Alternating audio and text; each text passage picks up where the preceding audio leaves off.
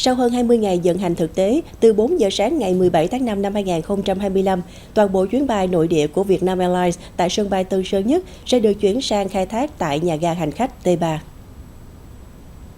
Trước đó, Vietnam Airlines đã thử nghiệm khai thác các chuyến bay giữa thành phố Hồ Chí Minh, Hà Nội và thành phố Hồ Chí Minh, Vân Đồn tại T3 từ cuối tháng 4.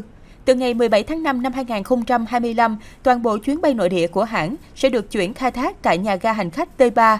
Trong khi đó, các chuyến bay nội địa của Vietjet Pacific Airlines, Vasco, Viettravel Airlines, Bamboo Airways và các chuyến bay sử dụng tàu bay ATR-72 của Vietnam Airlines mang số hiệu VN khai thác các đường bay đi Côn Đảo, Cà Mau, Rạch Giá vẫn tiếp tục hoạt động tại nhà ga T1.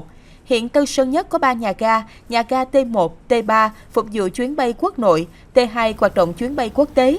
Tổng công suất khai thác của Tân Sơn Nhất đạt 50 triệu khách một năm.